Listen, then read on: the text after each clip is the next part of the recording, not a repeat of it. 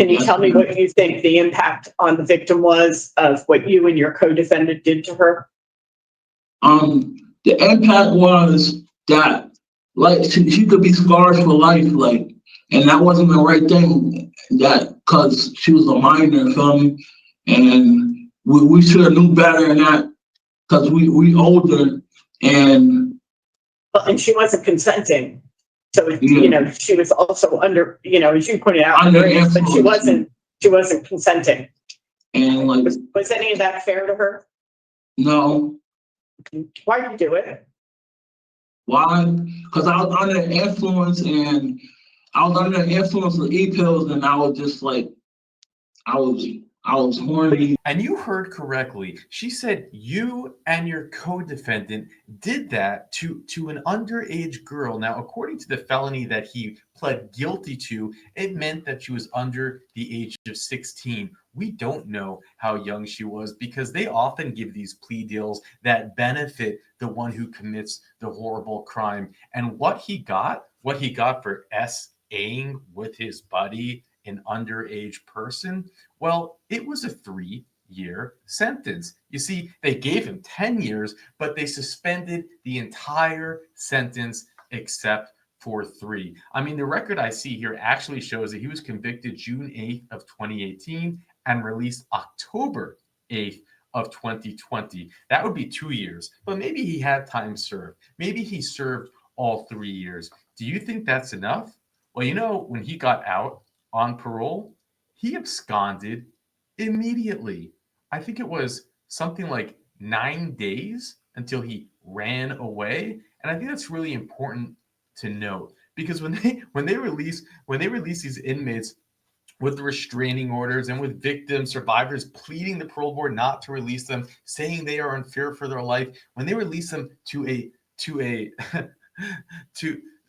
a halfway house, there's nothing stopping them from getting up and walking away. Yeah, you could put a bracelet on them, but do you know how many times we have seen multi-murderers, people who I suspect have been serial killers, abscond, disappear for weeks at a time, only to come back and get, maybe a slap on the wrist? Well, we're about to watch the parole hearing of a man where the DA and the judge felt that a 3-year sentence was enough. And he has a long record, a very long record. And I'll unpack it with some of those details at the end. Good morning. I'm panel member Barry. Good morning. Ms. Zappo? Ellen Zappo-Sasson. Nancy Turner. All right. Sir, please state your name and inmate number for the record. Jasel Brown, my inmate number is 37354. Thank you. This hearing is being conducted in consideration of the parole application for Jasel Brown, number 387354. He is serving a sentence of 3 years flat for a violation of probation with an underlying sex assault second. As of today, the records reflect a parole eligibility date of November 27th of 24. There is no victim input in this case. There is an offender accountability plan for the offender. It has been reviewed and shows that the offender has completed the following programs. Tier 2, and he's currently participating in Voices and Smart Recovery, and he holds a facility job. Utilizing the statewide collaborative offender risk evaluation system, the offender's overall score falls within the very high range risk for recidivism. Utilizing the static 99R, the offender's overall score for sexual offense recidivism falls within the moderate high range. You are trash, Lindsay. You are trash. Mr. Brown, this is your opportunity to express to the board why you believe you should be granted parole. You may begin. Okay, I have a letter right here that I would like to read. Is that okay? That's fine, thank you. All right, dear Parole, I want to apologize for my actions when I left the Sierra House pre-trial. I was scared for my safety, and at the time, I didn't know where else to turn. I told the staff about the threats I was getting, but nothing was done to help me. I was being threatened by other people, and I felt like I had no choice but to leave before something worse happened. Looking back, I know leaving was not the right decision, and I'm sorry for that. I understand that when things get tough, I need to speak to someone in a higher position who can make sure something gets done right away. I can't let myself make impulse decisions like that again. I've been on my medication and it's really, hold on. Medication, and it's really helping me to think more clearly and keep myself steady. I'm committed to staying on my medication because I know they help me manage my bipolar disorder, avoid trouble, and make better decisions. I'm also planning to keep attending groups, sessions, to continue working on myself, and I'm improving my behavior. I just want you to know that I'm trying and I'm learning to handle situations better. Thank you for your time and understanding. And Thank you very- Go ahead, Mr. Brown. and I got my certificate for the AA and NA meeting right here. Thank you so Yeah. much for sharing that with us and for preparing for today's hearing. So we're going to ask you some questions. Are you ready? Yes, ma'am. Okay. So in your opening statement, you said that you were, you left the halfway house because you felt like your life was in jeopardy? Yeah, right? yeah, they was threatening me and stuff. Yeah, Why would they be threatening you? because we had gotten an argument over something petty over a game, and they was mad about it. That I was winning something like that, and then they got upset because we got in a heated argument, and then they started making threats toward me, talking about they was gonna beat me up. They talking about, oh, I'm gonna have a hard time in the Sierra program trial. I'm gonna have a hard time there. I'm gonna have a hard 6 months. So you better be prepared. This, that, and the third. They were just making like threats. They were singing rap songs towards me that was threatening me, like talking about they were gonna shoot me, all types of stuff. Like it was like little minor threats. Okay. So tell me, the facility aside, what were you doing? What role were you playing in all of this? The role I was playing in it, I was arguing back, but I wasn't making threats though. I was just huh? So were you being compliant while you were in there? Were you going to treatment like you were supposed to? Yes, ma'am. It doesn't Yes, say ma'am. that you were though, sir. Yes, ma'am. Okay. So you have a difficult time though, following the rules when you're out in the community. Is that fair to say? Sometimes, yeah. Sometimes. So what steps do you intend to take when you're released out this time so that you don't get into any more trouble? It's the main thing is on my medication. I'm gonna stay on my meds. That's the only thing that be holding me back that's how I get in trouble when I go off, because I go off my medication, and that's how I get into trouble. So the first thing I'm gonna do is stay on my meds, attend groups, get a job, and just stay focused and stay close to home. And like deal with cut people off, like the circle I had before, like stay away from drugs, stuff like that. Stay away from Were you people that doing drugs use when you were drugs. out? Were you doing drugs when you were out in the community this last time? Is that why you Yes. left the halfway house? No, I wasn't using drugs when I was in the halfway house. No. When I left, I did. When I left, I did. You knew that you weren't supposed to be doing that though. Yeah, So, Mr. Brown, here's the long and short of it. You violated this period of probation twice already. You know that, right? yes. And you weren't registering as a sex offender on the registry. You Can I say weren't. something? Go ahead. They told me I supposed to register over the phone. I called over the phone twice. I called over the phone to register, but I didn't know I had to go down there to register. They said I gotta go down. I figured out afterwards when I got arrested that my lawyer told me I had to go down to Middletown to register. I can't do it over the phone. I did it over the phone. So tell us why you were in New York.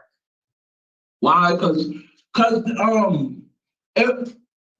like it out there better because. So, Mr. Brown, listen. You are trash. You weren't supposed to be, you went on the run, you went to another state, and you received another sentence, right? You got into a fight when you were out there. Yes. And you were scared that they were gonna beat you up in the halfway house. You go to New York, you get into another fight, and then you come back to Connecticut, you're in the prison, and you fight again. Yeah. You see the common denominator here with all this violence? Yeah, because it has to do with my going off my medication. That's why it has to do with that. Not taking my meds. That's why I said at first I just want to I want to be on my medication and stay on my meds and stay compliant with my treatment. Well, you can't take your medication, Mr. Brown, and mix it with Molly and alcohol and e-pills. Yeah, that's why I said I'm staying away from drugs and all that. I'm not using nothing. I'm Well, can I staying on tell you straight something, medication. Mr. Brown? Huh? Well, can I tell you something? Yes, ma'am. If you are an alcoholic or were an alcoholic, you are an alcoholic today. It's really difficult to support your discretionary parole, sir. And there's a number of reasons. You rate out very high. That means that you're probably going to come back to prison. You have a history of violence. You've been on supervision before and you have not done well. And you're admitting that you struggle with your substance abuse, even though you participated in treatment. And when you were out in the community, you were in treatment. All of those things combined, and that's not even talking about the mental health piece. It's very difficult for us to support your discretionary parole when we don't have a lot of confidence that you're going to complete it successfully. Do you understand that? Yeah, I hear you. Okay. Ms. Turner? So, Mr. Brown, you finish this sentence next year, about a year from now. Yes, ma'am. And then you don't have to deal with anybody other than the sex offender registry, because you're on that for life. You absconded 15 days after you were re-released from your last violation of probation. And that's why you got a flat sentence, because you clearly don't want the support and the supervision in the community. So wouldn't you rather just finish your sentence and go out and not be bothered? Not really. I wanted to go home early because, like, I'm tired of jail. I know in my heart and my mind and my body is tired of jail. Like, I don't want to be here no more. I'm tired of this. I've been doing jail since I was a young youth. Since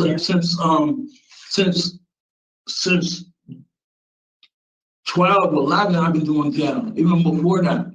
And I'm tired of jail. Like, I really know this time that I'm ready to do the right thing, get a job, stay on my medication, and do the right thing. All right. So, Mr. Brown, you didn't take any programs when you were incarcerated for the sexual assault, and now you've taken the Voices program.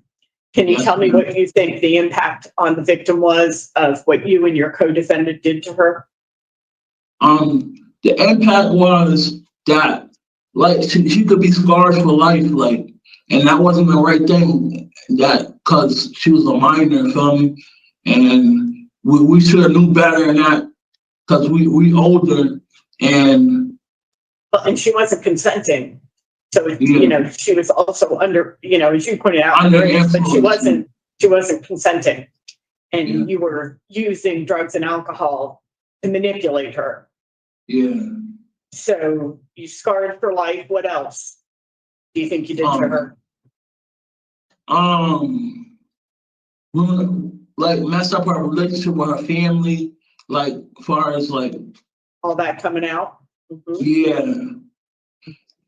Mess Maybe up made her afraid of men, maybe? yeah, probably yeah. Uh-huh. But, Hard to trust people. yeah, hard to trust people and stuff like that. And like Was any of that fair to her? no. Why'd you do it? Why? Because I was under the influence and I was under the influence of e-pills and I was just like I was horny. You are trash. And But you were using for a while. Did you do this to other people? no. So what brought it about? Was it the relationship you had with Mr. Watson? Were you trying to prove yourself to him? Yeah, basically like that was like my best friend, and like we had a lot of history together. Like we had a lot of history like playing basketball together. I had first met him on Bunker Hill. Well, We now you played have a whole basketball lot of other together. history with him. You need to choose better friends, sir. Yes, ma'am. Yes, ma'am. That's why I said I'm cutting everybody off that I had ties to. I'm trying to start a new circle, like go to groups, stuff like that. Stay on my meds. Completely. Have you ever done NA or AA in the community? Now, I never been to AA or NA in the community, but I tend to do that. You need to build a support network for yourself, sir.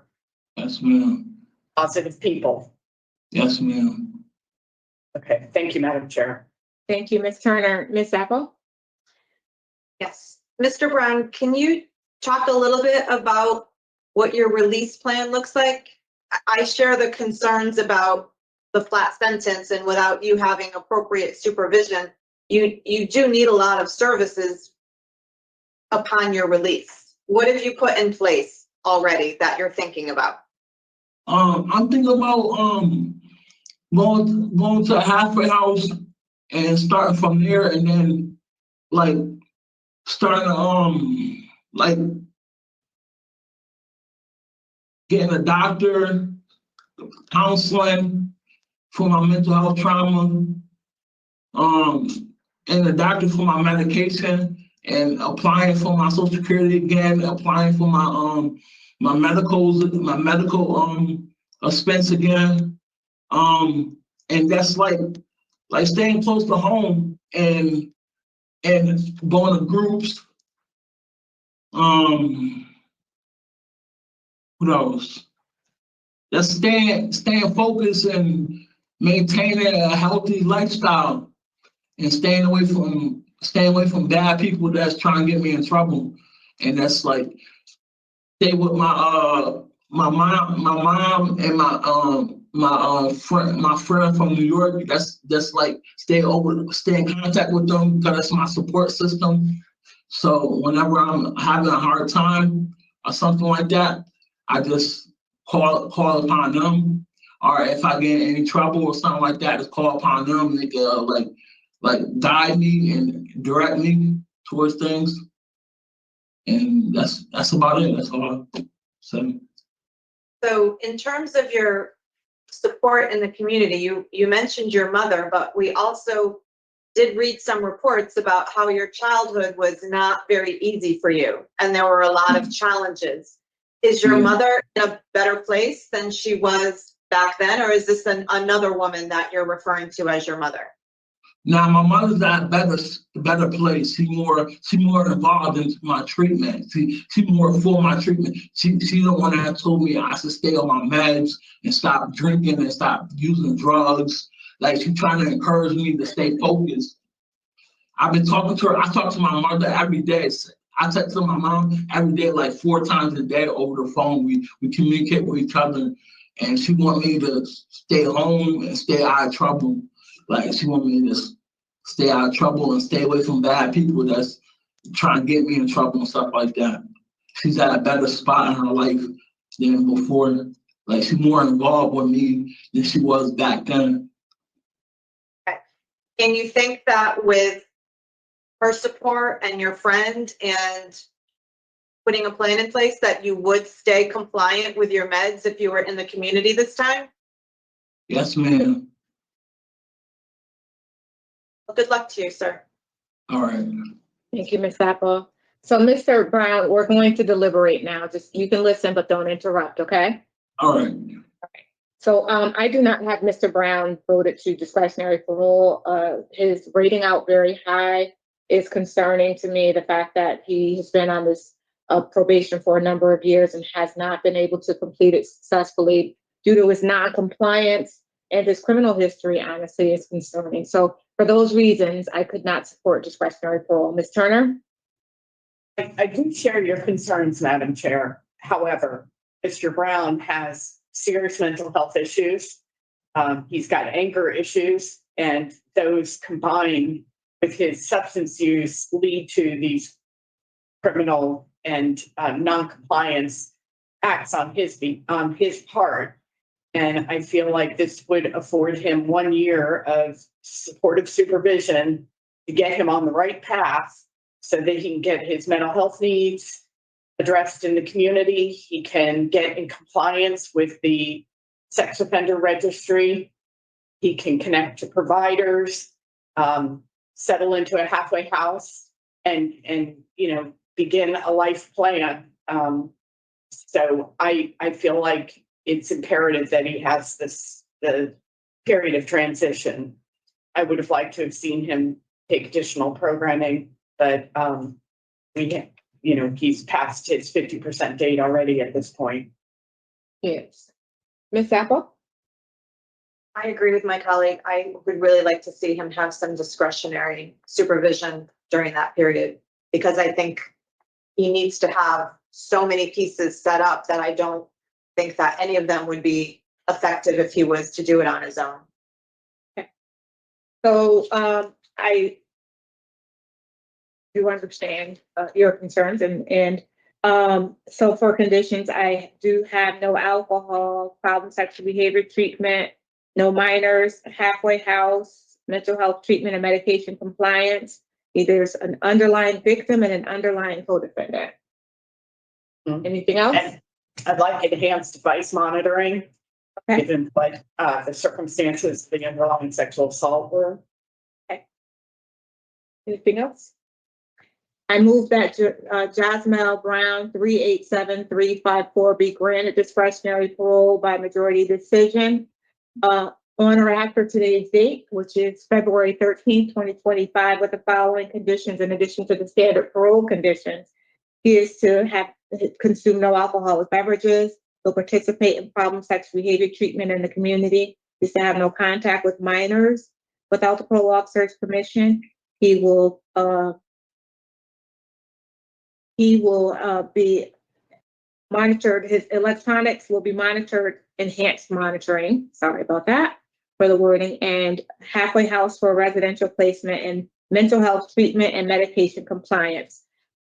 Also, no contact with your underlying victim, initials VB, and no contact with your underlying co-defendant, Braxton Watson. Did I say everything? Is there a second? Second. All in favor? Aye. All those opposed? Nay. So I'm voting on the minority. The record will reflect that I am opposed to early release. And Mr. Brown, you'll receive all of this in writing shortly, okay? All right, thank you. Good luck to you, sir. Yeah. This, the hearing for Jasel Brown, number 387354.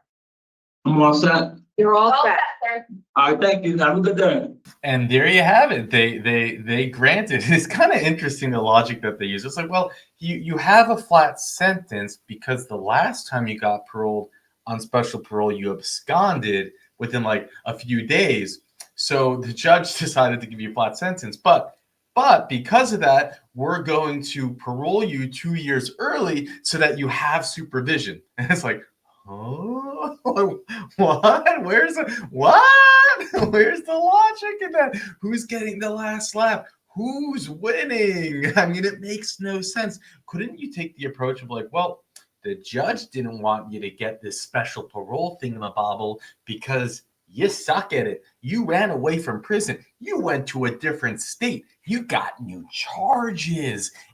You weren't registered. You were doing nothing that you're supposed. Yeah, I could register over the phone. Sure, you could. Sure, you know, and they're like they are circumventing the judge. The judge who said no, you're not getting because they want him to have supervision. And look, they're in some way there's logic to it because it's like, yeah, this guy probably will just fail if he just gets out of prison, right? I mean, maybe he needs some, maybe a halfway house will be helpful for him. I don't know. Let's see if maybe he'll make it 18 days this time before absconding. It's just,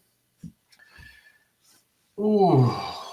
You know, and I read the comment section. I see some of you say, Mandoo, you don't understand. They release them because they want them to have supervision. And it's like, well, like that logic just doesn't work in every scenario. It doesn't work here. And also they do it sometimes and they don't do it in other times. And I can't really get the rhyme or reason behind it. And anyways, let me just go over what Lady Holly showed us. I'm going to read it to you because there's nothing like in the news.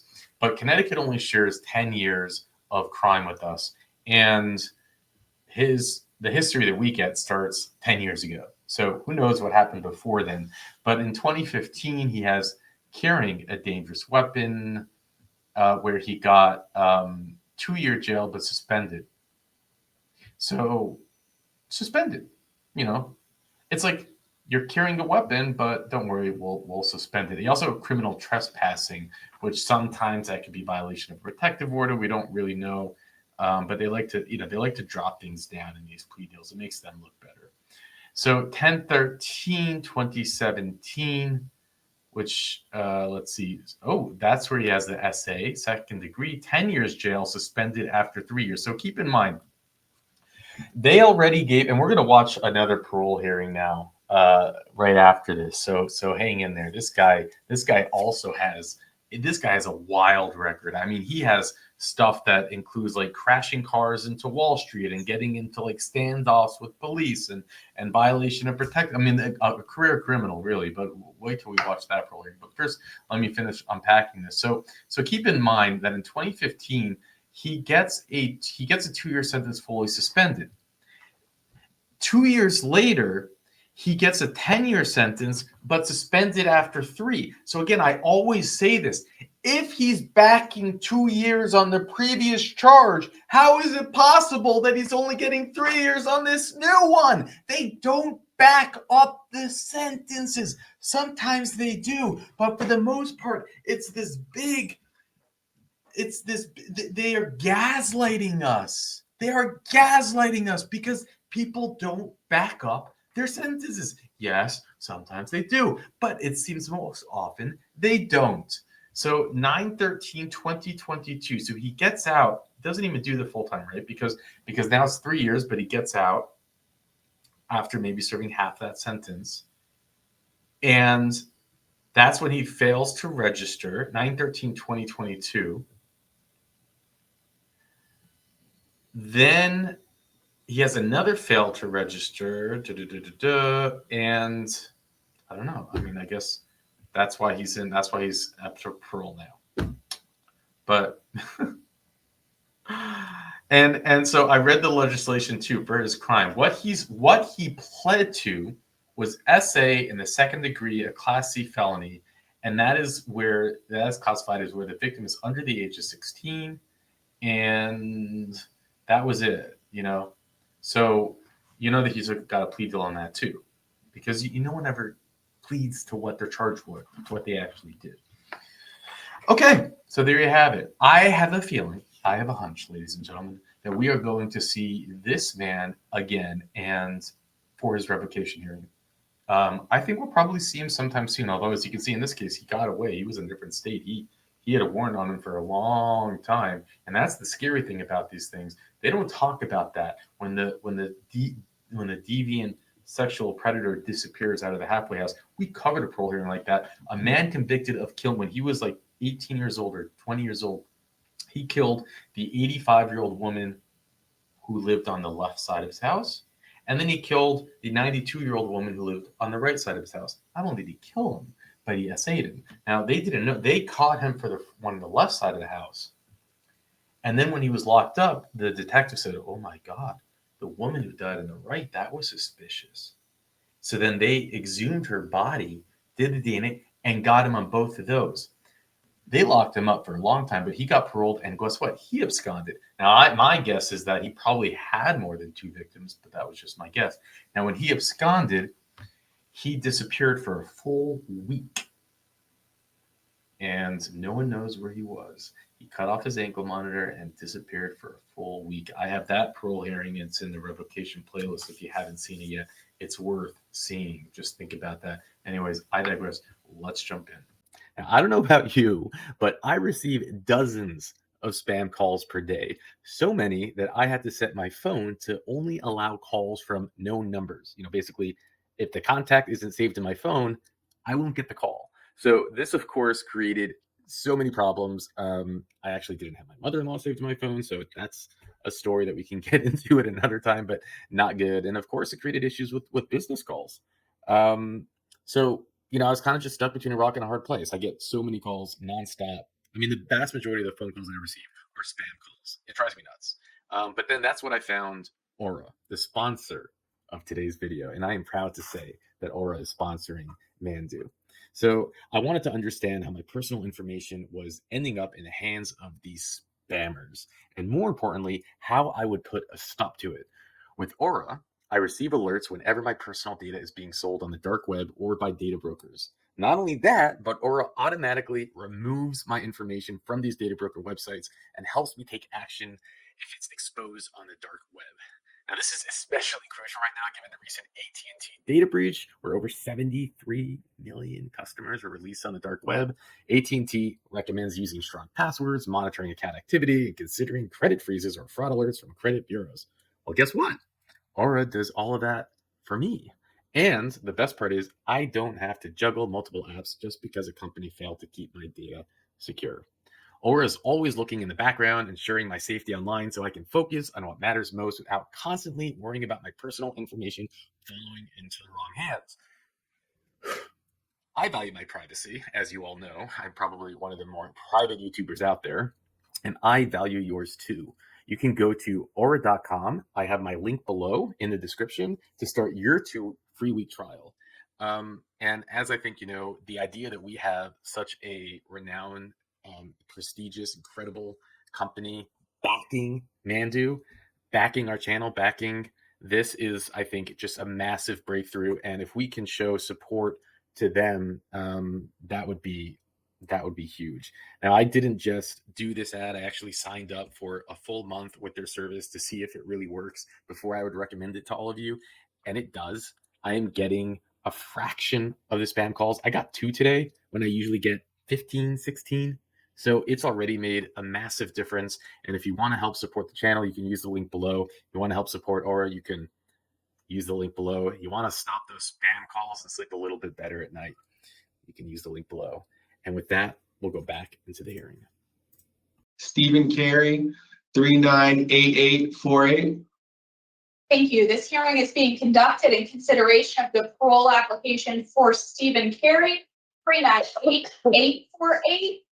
He is serving a sentence of 7 years, execution suspended after 3 years, and 3 years probation for violation of a protective order 3 counts, strangulation 2nd, assault 3rd, threatening 2nd, possession with intent to sell, an illegal weapon in a motor vehicle. As of today, records reflect a parole eligibility date of July 17th of 25. There is no victim input in this case. There is an offender accountability plan for the offender. It has been reviewed and shows that the offender has completed anger management, domestic violence, tier 2, and he currently holds a facility job. Utilizing this statewide collaborative offender risk evaluation system, the offender's overall risk falls within the high range risk for recidivism. Mr. Cary, this is your opportunity to express to the board why you believe you should be granted parole. You may begin, sir. All right, I believe I should be granted parole because over the last 2 years that I've been in here, I really thought about everything that occurred, what I could have done differently. And over my course of the 2 years here, I've taken the 3 classes and completed them on time with good standing. I think I've learned a lot from the classes, different ways to cope with, my anger management, substance abuse, and the domestic violence. I worked hard. I had a job. I've had a job here for the last almost a year now. I work hard at the job. I get along with all the inmates. I haven't had a ticket in this facility. And that's really why I think I've grown a lot in the last 2 years and have worked on becoming, a better person. Thank you very much, Mr. Cary, for your opening comments. We have some questions, and each of us will take a turn to ask those questions, and then we will deliberate and give you our decision. Okay. All right, Ms. Turner, we'll start with questions. Good morning, Mr. Cary. Good morning. So you said you haven't had any tickets in this facility, so you're referring to Garner. To Garner, You do correct. have a ticket during this period of incarceration, correct? I got 1 ticket when I was in Bridgeport for refusing of housing, correct? Okay, all right. It still counts. Yep. Okay. All right. So you said you thought about what you did and what you would do differently. So why don't we start there? Okay. I think what I would have done differently is kind of realize the signs of what I was going through at the time and kind of avoided the whole situation and not have gone to my girlfriend's, to our residence. I think instead of trying to work on things in the heat of the moment when we were both upset, I would have avoided the situation and maybe went back in a future moment, future time.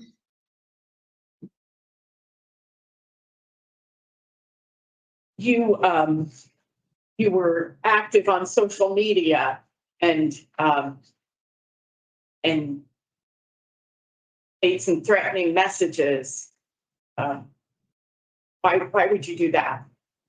Well, I was in a manic episode and I was off my medication and I think I wasn't thinking clearly at the time. Okay, but you're still responsible for Still your work. responsible. Correct. Mhm. It really stood out to me. You don't like killing people, but you will if you have to protect your family. What does that mean? To be honest, I don't remember saying that. You are trash. It was an Instagram message.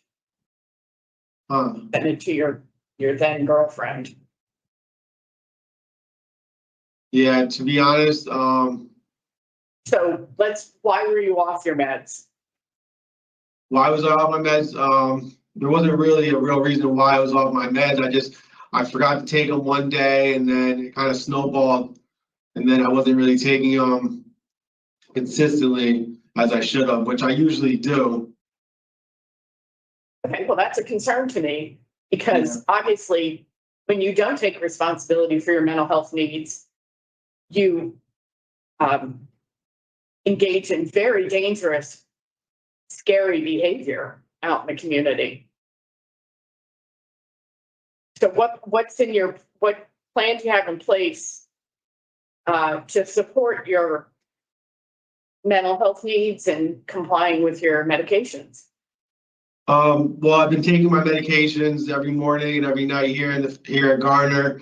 Well, and that's a controlled facility. That's a controlled setting. So that's much different than you being in your own home and having to be responsible for your mental health needs.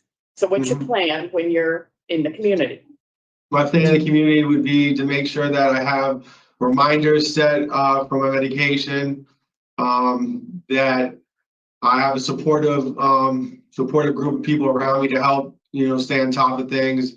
It is my responsibility. It's 100% my responsibility. So just personal reminders on my phone, and that's really, That's what I plan on doing. I guess it happens to all of us. You skip a dose of whatever medication has been prescribed to you, but then you take it when it's prescribed the next, for the next Yeah, dose. So, you can't just take all the wheels off the bus because you missed one dose, correct. right? Yeah. So you have a standing criminal protective order against you until the year 2099. And you've been resoundingly non-compliant with the past orders of the court. So why don't you tell me what a protective order means to you? The protective order to me, I mean, exactly what it says. It's that, I need to restrain from any contact with that person. And I failed to do that, unfortunately, while I was, at home in 2022. So do you appreciate that you're not allowed to have contact with a third party through social media? Do I appreciate it? Uh-huh. You Yeah, understand? yeah, I Okay. understand. All right. It's not just staying away from the person, walking out of the grocery store if you walk in and they're there. But you can't reach out to them through a third person or through social media. And you get one time police accompaniment back to get your belongings. You don't get to keep going back for this and that because you forgot, oh, that charger belongs to my phone. Go buy a new charger. You're manipulating the opportunity to get access to the victim in violation of the court order. And here you said your first period of significant time in prison. Mm-hmm. So what that says is there are consequences. Correct. Okay. So what did you learn from the domestic violence program that's going to help you out in the community in your next relationship? I learned coping skills. I've learned how to kind of see it coming, like the aggression or frustration, and how to avoid reacting in a violent way or an abusive way. I'm going to need you to be more specific, Mr. Cary. What are the coping skills? The coping skills that I've learned, meditation, deep breathing exercises.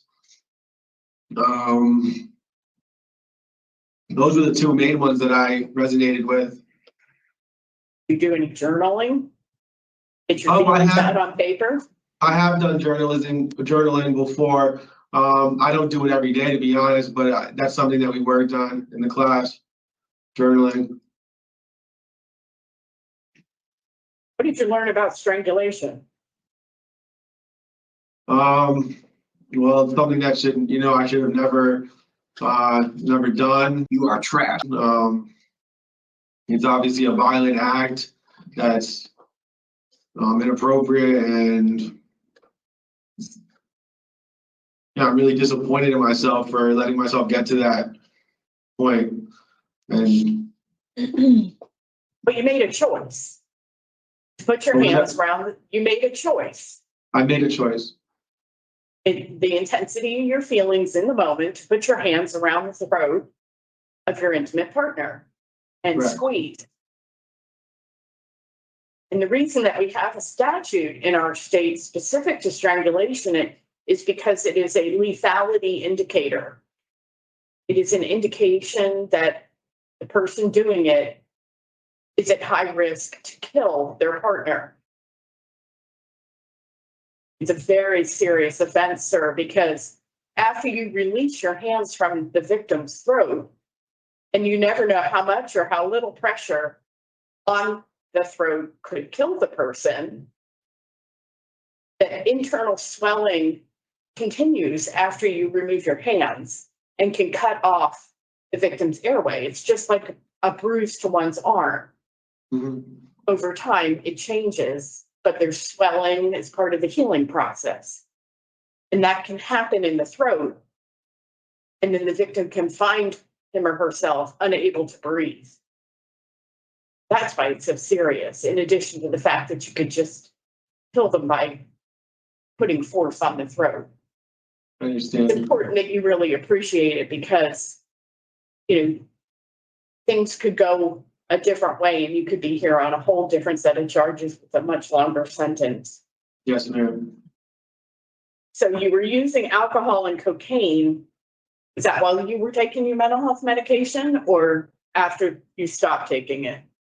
That was more so after I stopped taking it. I mean, there were a few times that I used it while I was on my medication, but it was more so after I stopped taking my medication. So what happens when you combine them? What's the experience? What do you experience combining them? When I combine them, well, when I'm taking my medication, I feel like I still have, a much more level and under control, but I went out of control when I wasn't taking my medication. So I feel like the medication was working when I was taking it. Well, I'm trying to get across to you that it's incredibly dangerous for your health to be on mental health medication and taking substances like cocaine and alcohol, especially to excess. Long-term consequences. Okay. Yes, So you took tier 2, what's your relapse prevention plan?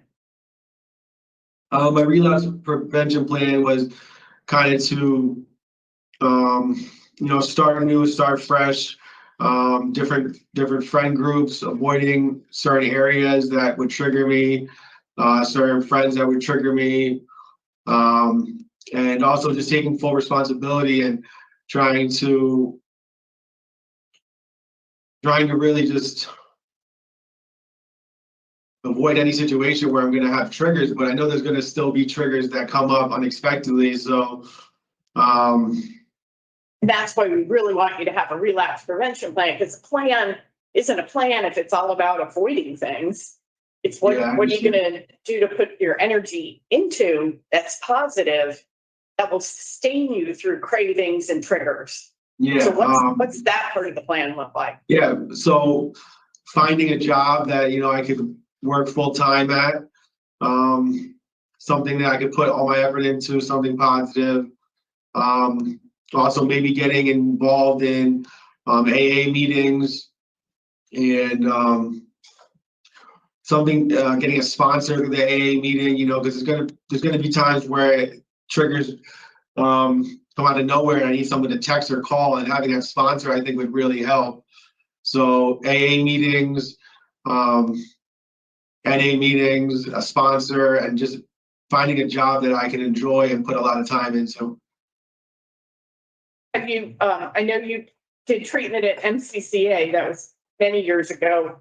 Have you ever attended NA out in the community? I have not, but I do plan on it when I get released. Okay. In your answer just before that, you said maybe go to NA. Oh, I apologize. I do plan on it. That's part of my plan. Okay. All right. Well, I'm expecting someone with your issues and your needs to be fully committed. Yeah, I am fully committed. Your mental health and your recovery, because they need to go hand in hand. Mhm. And have you ever heard of 90 and 90? I have not heard of that, no. You are trash. It's going to 90 meetings in your first 90 days out in the community. And that could mean several meetings in one day, but that's immersing yourself in recovery, in the community, trying different types of meetings, step meetings, speaker meetings, all male meetings, find your home group. Yes, ma'am. I just, especially after completing tier 2, I would have expected you to be better prepared with your relapse prevention plan coming before us today.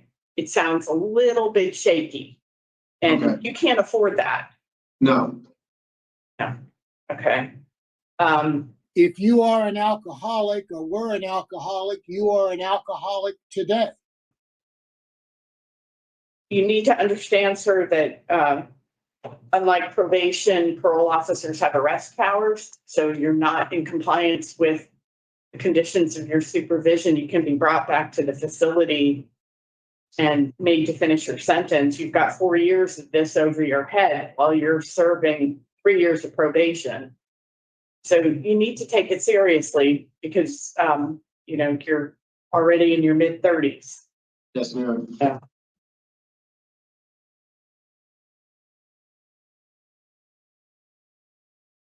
All right, Madam Chair, I don't have any more questions from Mr. Cary.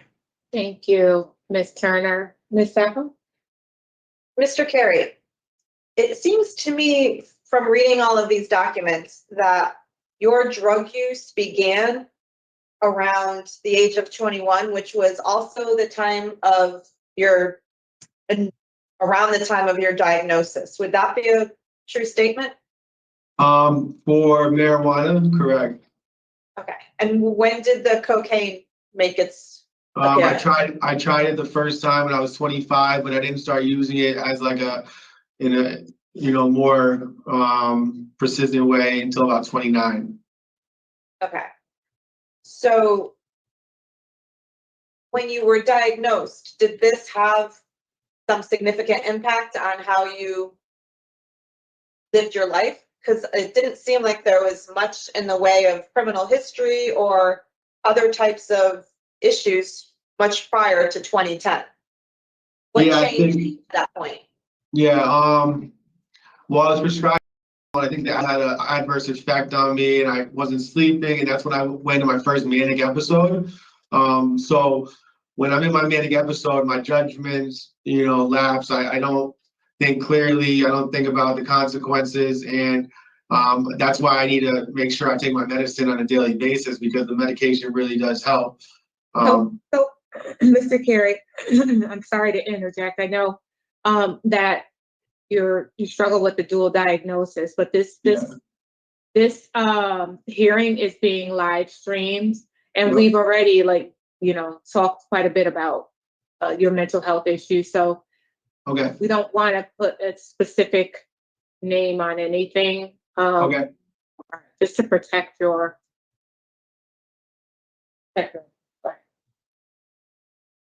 So moving forward to looking at some of the police reports that we had, 2022 was not a good year for you. There was a ton of erratic behavior, maybe or maybe not linked to some of the substance use and other issues that we've talked about. But we had, reckless driving, we had interfering, we had the situation on the Merritt Parkway, we had the kidnapping issue, we had trespassing, the strangulation assault. You are trash, Lindsay. You are trash. There was belligerent behavior. It just seems like everything was spiraling in 2022. Can you talk about 2022 and kind of give us an idea of why that behavior occurred so that we can maybe understand what happened and then maybe leapfrog to why you think you can control moving forward? Yeah, I think the end of 2022 was definitely tough for me. It did spiral out of control.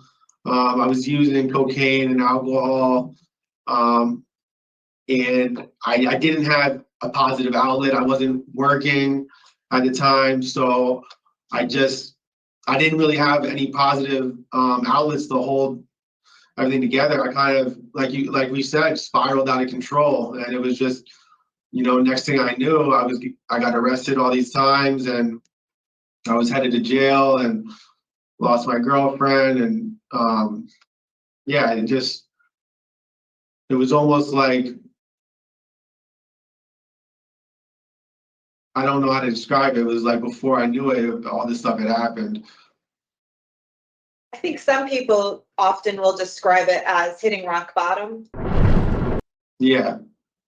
And so I think the role here today is us trying to understand that what you've done and what steps you've taken to climb out of that rock bottom situation. And you've talked about some of it, but I'm also interested to hear, in your in the report that we read, you had gone to a private school, you have some college for 2 years, Why was it so difficult for you to get a job and maintain a job? Well, I deal with like a high anxiety, and so after losing my last job, I was at the Soto Field out in South Norwalk for about 5 years, and I was also coaching through Overtime Athletic for 5 years. So I have held jobs in the past, but more recently, I've dealt with the high anxiety, including the bipolar and stuff. So getting started and my footing back into the job force was tough for me. Have you thought about what some of the steps you're going to take upon release to secure employment? Have you looked around? Have you done any research? As far as finding a job when I'm released, Yes. I haven't done research on finding a job, since I've been incarcerated. But I have 2 sisters and a mother and father that are very supportive, and they, keep reminding me to stay on top of that and try to come up with a good plan for when I get released from here. And a specific job, no, but I've thought about what type of. I want to stick with athletic. I want to stick with athletic environment, just because that's something that I've enjoyed, and I know that it could, keep me there and happy. And I played 3 varsity sports in high school, and sticking with the sports environment, I think, would be really good for me and my mental state. Yeah, it is important to like your job. That helps a lot. Yeah. So is your family going to play a role in helping to ensure that you stay medically compliant? Yeah, they've always in the past, they've always helped me. They're definitely there to help support me in my recovery. Thank you. Yep, thank you. Thank you, Ms. Apple. Okay, so we're going to deliberate now, sir. Just give us a few minutes and we'll give you our decision, okay? Okay, stay here. You stay there. You can listen, just don't interrupt, okay? Yes, ma'am. Okay, Ms. Turner. You're muted. Trying to spare you all the coughing. Excuse me. So Mr. Cary scores high for his risk to reoffend, and he was really out of control out in the community. We had machetes being wielded and threatening messages being sent and protective orders being violated and people being kidnapped. It was just over the top. His probation began, he was on probation with these new offenses. It began in June of 2022, and he was arrested within 4 months. And he had a small axe that he was using to threaten others with. So here he is serving his first period of incarceration, significant length. He's had 1 disciplinary issue, nonviolent, and he's completed tier 2 domestic violence and anger management, which are all very appropriate for the issues that he has in life. He appears to be taking responsibility for his mental health needs and has some semblance of a plan to continue on the path of recovery when he is back out in the community. I think he appreciates just how serious his situation is when he doesn't take care of his needs. He is eligible for release in July, and he is end of sentence in October. So we would be looking, at about 3 months of supportive services as he transitions to 3 years of probation. And I would be willing to give him those 3 months. Thank you, Ms. Turner. Ms. Apple? I agree. Again, this was a lot, as you said, of Ms. Turner.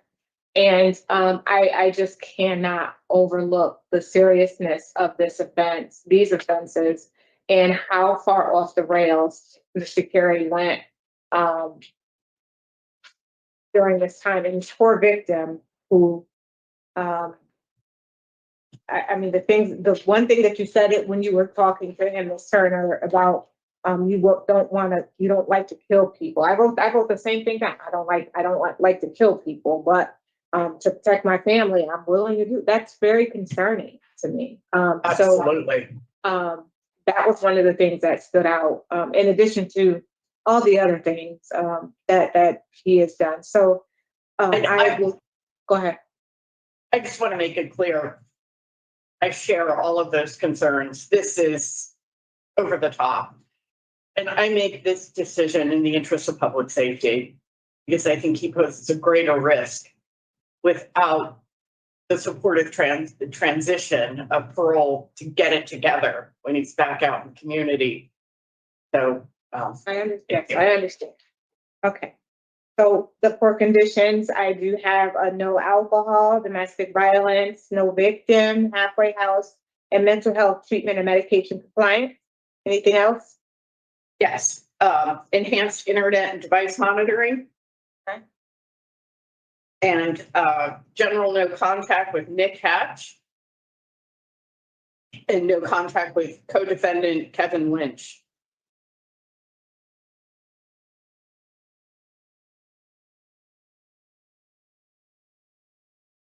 So with regard to Stephen Cary, 398848, I move to grant discretionary parole by majority decision on or after your earliest eligibility date, which as of today is July 17, 2025, with the following conditions in addition to the standard parole conditions. You are to consume no alcoholic beverages. You'll participate in domestic violence in the community. You'll have no contact with your victim, initials AR. You'll be placed in a halfway house. Your electronic devices will be monitored, and you are to participate in mental health treatment and remain medication compliant. And a general no contact with Nick Hatch, and no contact with the co-defendant Kevin Lynch. Did I say everything? I There's believe second. so. Second. Thank you. All in favor? Aye. All in favor? Thank you. All those opposed? Aye. So Mr. Cary, it's a majority decision. The record will reflect that I was opposed to you being released early. You'll receive all of this in writing, and I would encourage you, sir, that they're taking a chance on you to have you go out in the community with the services and get the services that you need before you transition over to probation. So I would suggest that you really do try to gain some sort of rapport with your officer so that you don't come back here, sir. Yes, ma'am. All right, good luck to you. This All right, concludes thank your you. Stephen Cary number 398848. You're all set, sir. All right, thank you. Yep. Okay, and there you have it. They granted. And look, I don't have like a lot to unpack here. I do have some what Holly shared to give an example what they were talking about. Let me just read some of it to you. So this is when he was 23 years old. It says a city man previously. Well, let me see. This was written in 2013. So this was some time ago actually. But a city man previously arrested for stealing a van and crashed into numerous cars in the Wall Street area was arrested again Thursday after he allegedly engaged in a standoff with police. Stephen was charged with interfering with an officer, reckless driving, possession of narcotics, and failure to keep narcotics in an original container. He was also given a citation for numerous motor vehicle infractions, including a failure to drive proper lane. An officer was on routine patrol on Chestnut Street when a Dodge Charger driven by him went into the officer's lane and did not move, causing the officer to swerve to avoid getting into a head-on collision. The officer did a U-turn, stopped the vehicle in the parking lot of Columbus Magnet School. When he approached the window, the officer could not see the vehicle, and he only rolled his windows down, and then the article stops because it's an article, blah, blah, blah, blah, blah. But let me see what else we have here. Again, so let's just think about this. He was given a 3-year maximum sentence. Date of sentence was January 23rd, 2024. This hearing happened February 2025.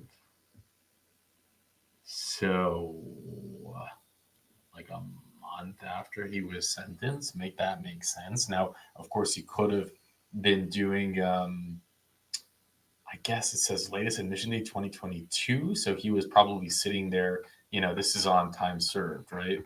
And it was for criminal violation of a protective order.